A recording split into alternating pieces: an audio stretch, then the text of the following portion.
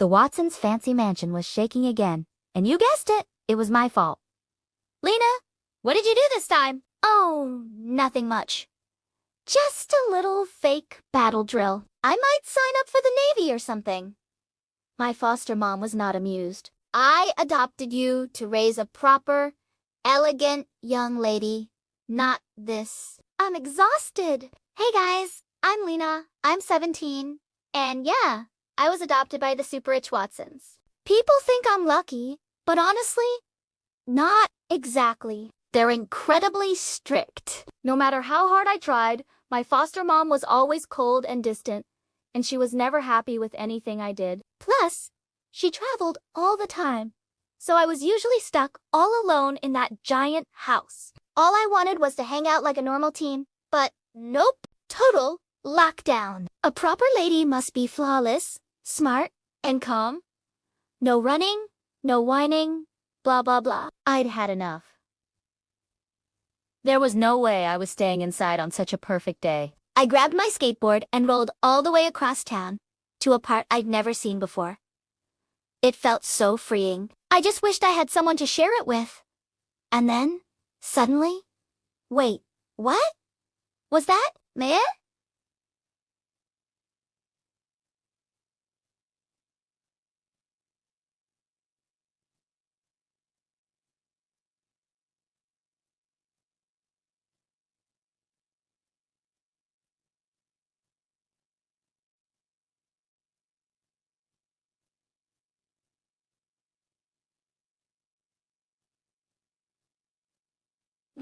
But I'm right here. No way. Is that my doppelganger? Before I could even process it, the girl who looked exactly like me was right in front of me, and boom, we crashed straight into each other. Everything went black. Ouch. My head was pounding. I woke up in a hospital bed. Miss, you've been injured. I was instructed to bring you home. It was the butler's voice. He usually acts like I don't exist. But now he's all attentive. Before I could say a word, I saw him helping some girl walk right past me. It was my doppelganger. So this wasn't a dream. I tried to call out, "Hey, I'm the real one here." But then, a kind-looking older man rushed up to me. "Mira, are you okay?" I'd never seen him before. But before I could explain, he was already dragging me home to this super run-down house, way out in the suburbs. It turns out his name is Joe, and he runs a tiny woodworking shop. But business is rough. The house was cramped, the clothes were old, and the food was all budget leftovers. At first, I couldn't deal with it, but then I found out something wild. Joe's daughter, Mira, looked exactly like me. This was officially the craziest thing that has ever happened. So, I decided to stay a bit longer to figure things out. Joe was just happy I was resting, still running a fever. He'd say, "Just stay in bed. Hey, sweetheart, I'll take care of you till you're better." His hands were warm, and the pumpkin soup he made was delicious. So I decided to stay a few more days. Thanks to Joe's amazing care, I recovered really fast. The moment I felt better, I rushed back to the Watsons. Poor Mira must have been suffering under my mom's strict rules. When I got back, my mom surprised me. "You've been doing quite well lately. Very different from before. Keep it up." I was stunned. Did my mom just compliment me? That's a first. I just smiled and said, "Don't worry, Mother. I've got it handled." I waited for her to leave, then climbed through the window to find Mira. "I had a feeling," she said, looking at me. "Wow, you really do look just like me." The only difference was that I was adopted. She was my mom's real daughter. "I was adopted too," I told her when I was 6. Before that, I lived at Hope Heaven Orphanage. I still have this necklace charm. I showed her mine. "Me too," she whispered, holding up an identical charm. We clicked them together, and they formed a perfect whole. We stared at each other. No words needed. We were twins. We talked about switching back, but then we hesitated. I mean, we were kind of nailing it, pretending to be each other. "You're really good at acting like me," she said. "And my mom actually likes you," I admitted. "I just never felt like I belonged there." "Then let's switch for good," she proposed. "You like my dad?" right? And I want to grow. Your mom is powerful. She can help me achieve big things. I was unsure, but then I thought about Joe and his kindness. I nodded. From that day on, I became Mira. And wow, I did not expect being Mira to be this hard. To make ends meet, I had to help Dad Joe in his woodshop all day, and I was terrible at it. I kept messing up. I'm really sorry, I'd say, but he just smiled. Honestly, I like you more this way. You're lively, warm, and closer to me now. You used to have your nose stuck in books all the time. Living with Joe meant no designer clothes or fancy meals, just budget food and thrifted outfits. But he gave me something I never got from the Watsons. Genuine care. One day, I saw Rocco lurking around. Mira had warned me to avoid him, but he was definitely giving off crush vibes. Well, let big sis Lena handle this. Well, if it isn't my sweet little Rocco, I cooed. You came all this way just to see me, huh? Rocco froze, then ran for his life. Later, I called the real Mira. The first thing she said was, I hate Rocco. We're mortal enemies. She sounded ready to chew me out. Oh, is that so? I asked, trying to sound innocent.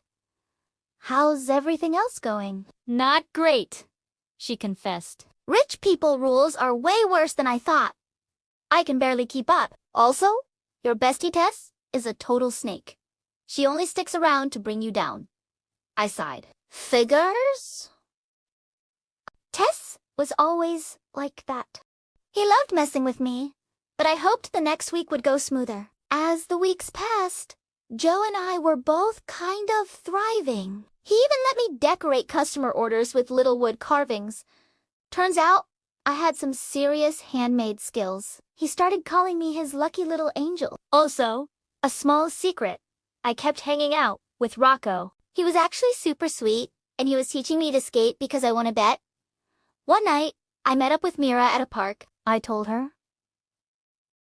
I landed a scholarship to study in the UK and even won second place in the spelling bee. Mrs. Watson was actually happy for me. Mira was amazed. I also told her how I finally got back at Tess. She tried to plant cheat sheets in my desk during a test, but I caught her and told the teacher.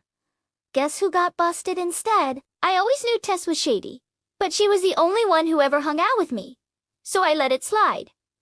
Not my problem now. So there we were, me, living as the goofy, hard-working girl from a broke family, and Mira as the classy, brainy heir of a billionaire house. We were totally nailing the switch. Or so I thought. One day, Mrs. Watson suddenly barged into Joe's workshop, with Mira trailing right behind her. I froze. Joe and Rocco's heads snapped back and forth between me and Mira like two human pendulums. Mrs. Watson glared. After everything I've done for you, I've been tricked by a pair of twin sisters. Tess was with her and smugly explained, the girl you adopted has a twin, and they've been switching places to fool everyone. All eyes landed on us. We were dead silent. But how did she find out? Tess admitted she got suspicious because the new Lena wasn't a pushover anymore. Mrs. Watson was furious. She announced that the Watsons wouldn't accept a liar, that every award under the name Lena would be voided, and I was suspended. She walked off without looking back. Rocco gave me a look that just stung, and then he left too.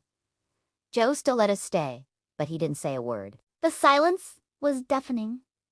He was so disappointed in me. I felt awful. I ditched the dad who raised me for a rich stranger. And my foster mom was probably furious after spending years grooming me. Because of our selfishness, we lied and hurt the people who loved us most. Mira and I looked at each other, both thinking the same thing.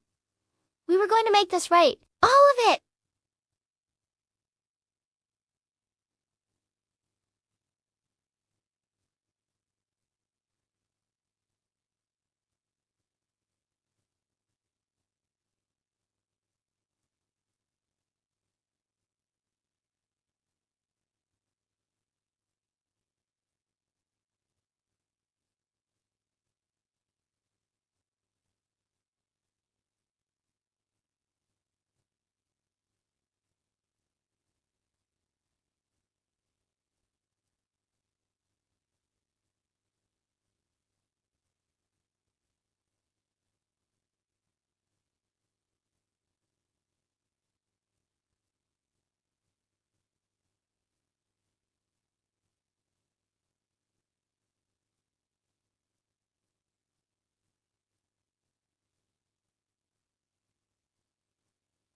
The first thing we wanted to do was make it up to Dad Joe.